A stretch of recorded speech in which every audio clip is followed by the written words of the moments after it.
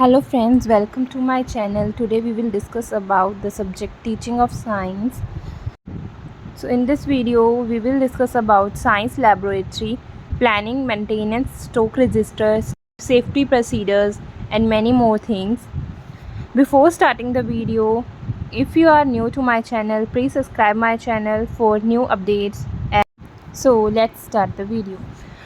First topic is planning of the science laboratories. For an effective and efficient teaching in science, a good laboratory with necessary equipment is essential. तो अगर हमें अब new library बनानी है, science library, तो उसके लिए हमारे पास सारे इक्विपमेंट्स होने चाहिए और हमारा जो इन्वायरमेंट है वो भी इस तरीके का हो कि बच्चों को वहाँ पे इंटरेस्ट पैदा हो। अब हमें लेबोरेटरी बनाने का कारण क्या है, पर्पज़ क्या है, तो कि बच्चों को सिर्फ थ्योरेटिकल नॉलेज ना हो, उनको प्रैक्टिकली भी पता हो कि ये चीज़ें ऐसे क्यों हैं। तो इसीलिए हमें जो है साइंस लेबोरेटरीज़ प्लान करनी पड़ती हैं। तो प्लानिंग के लिए हमारा फर्स्ट पॉइंट क्या होगा कि हमारे जो नंबर ऑफ़ प्यूपिल्स हैं, एक टाइम पे कितने बच्चे काम करेंगे वहाँ पे, वो हमें ध्यान में रखना होगा। फिर उसके बाद हमारे पास जो है पूरी कंप्लीट वर्किंग के लिए वहाँ पे बच्चों के लिए हमें स्पेस कितनी प्रोवाइड करवानी पड़ेगी, वहाँ पे स्पेस कितनी प्रेजेंट हो। और फिर हमारे पास साइंस टीचर्स कितने हैं कि जो वहाँ पे उनकी सेफ्टी के लिए प्रेजेंट हों, क्योंकि अगर टीचर ही एक है तो वो कैसे क्लासेस में पीरियड्स लगाएगा और साथ में कैसे वो लैब्स में पीरियड्स लगाएगा। तो वो दोनों चीज़ें बैलेंस करनी बहुत ज़रूरी हैं। और उसके बाद आता है कि हमारा जो need for accommodation for storage है कि हमें वहाँ पे स्टोर भी करने हैं केमिकल्स वगैरह, तो उनके लिए भी चैम्बर्स वगैरह हमें बनाने पड़ेंगे। Then designing the science classroom and the laboratory in such a way that it could be used for science teaching for middle and high classes, कि साइंस लेबोरेटरी ऐसी भी हो कि वहाँ पर हम टीचिंग भी कर सकें, थोड़ा बहुत बच्चों को हम टीच भी कर सकें वहाँ पे, क्योंकि छोटे जो स्कूल्स होते हैं वहाँ पे इतना जो क्लासेस ऐसी नहीं होती कि वहाँ पे सिर्फ लैब्स के लिए ही अलग से कोई क्लासरूम बना दी जाए। तो वहाँ पे ऐसा कुछ हो जाए कि वहाँ पे लेबोरेटरी भी हो और साथ में वहाँ पे टीचर पढ़ा भी सके। एंड देन है imperative need for economy. And now our second topic is types of science laboratories. तो हमारी 3 टाइप्स की साइंस लेबोरेटरीज़ होती हैं। पहली है लेक्चर रूम कम लेबोरेटरी। अब ये लाइब्रेरीज़ वैसे ही हैं जैसे हमने पहले भी बात की है कि जिनमें हम लेक्चर भी ले सकें, बच्चों को पढ़ा भी सकें और वो लेबोरेटरीज़ की भी तरह काम आए। मतलब हमारी जो क्लासरूम है उसी को हम क्या बना रहे हैं, लैब भी बना रहे हैं। साथ में वहाँ पे हमने केमिकल्स वगैरह और सेटअप ऐसा लगा लिया कि ये छोटे स्कूल्स के लिए हो गया। सेकंड है हमारी ऑल पर्पज़ लेबोरेटरी और साइंस रूम। ये कौन सी है, जिसमें हम अकेला लैब वर्क करेंगे। वो अकेली लैब है जैसे कॉलेजेस में होती है और कई स्कूल्स में भी होती है। वहाँ पे सिर्फ हम लैब वर्क करते हैं और हम लैब पीरियड में ही वहाँ पे जाते हैं। And then third is lecture cum laboratory plan. अब इसमें क्या है, हमारी है तो लैब बट हम उसमें लेक्चर भी ले रहे हैं कि वहाँ पे एक वाइट स्क्रीन भी लगी हुई है या ब्लैक बोर्ड भी लगा हुआ है कि हम बच्चों को साथ में कुछ जो है नोट भी करवा रहे हैं साथ के साथ। जैसे हमारी कॉलेज में लैब्स होती हैं, वहाँ पे हमें टीचर्स हैं जो सारा प्रोसीजर्स वगैरह एक्सप्लेन भी कर देते हैं।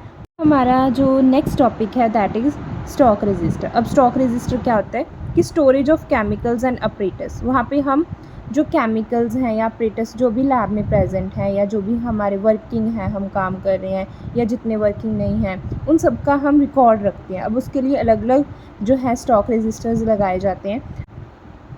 आपने अपने कॉलेज में भी देखा होगा कि हम जो भी चीज़ें यूज़ करते हैं उसके बारे में हम हमारे जो भी लैब अटेंडेंट्स होते हैं उनको बताते हैं कि हमने इतने जो केमिकल्स हैं वो यूज़ किए आज और कितने ग्राम है वो यूज़ हुए। अगर कोई चीज़ टूटी है तो वो भी उस रजिस्टर में रिकॉर्ड करते हैं कि जो उन्हें पता चल सके कि क्या क्या चीज़ें लैब में प्रेजेंट है और कितनी टूट चुकी हैं, है ना। तो इसके लिए हम स्टॉक रजिस्टर बनाते हैं कि हमारे पास कितना स्टॉक प्रेजेंट है और कितने हमारे केमिकल्स लगते जा रहे हैं और फिर उनकी कमी भी होएगी तो वो स्कूल को या कॉलेज को मंगवाने भी पड़ेंगे। तो इसलिए स्टॉक रजिस्टर्स होते हैं पहली बात तो।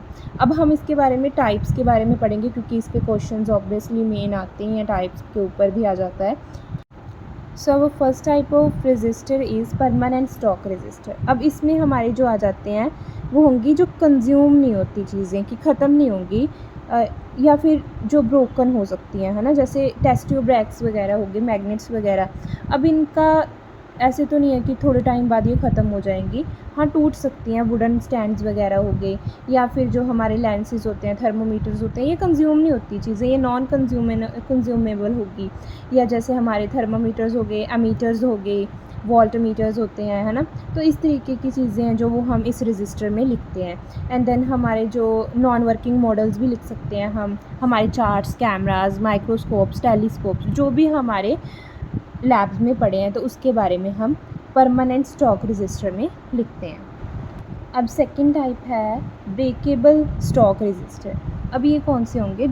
जो टूट सकते हैं, जो ग्लास के बने हुए हैं, जैसे हमारे टेस्ट ट्यूब्स हो गए, बीकर्स होगी, फनल्स होगी, पिपेट्स होगी, ब्यूरेट्स होगी।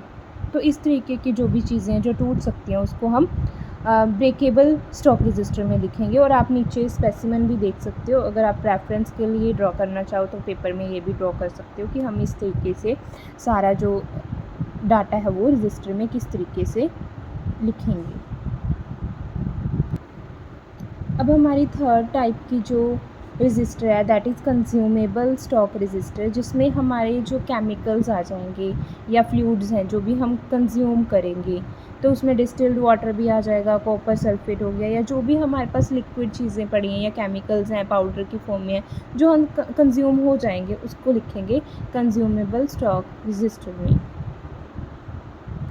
अब फोर्थ टाइप है हमारा ऑर्डर रजिस्टर, जिसमें हमने वो चीज़ें लिखनी है जो हमने ऑर्डर की हुई हैं, कि जो हमने परचेज़ करनी है, हमने ऑर्डर दिया हुआ है, जो न्यू ऑपरेटर्स आने वाले हैं उनके बारे में हम जो ऑर्डर रजिस्टर में सारी इन्फॉर्मेशन लिखेंगे उसकी।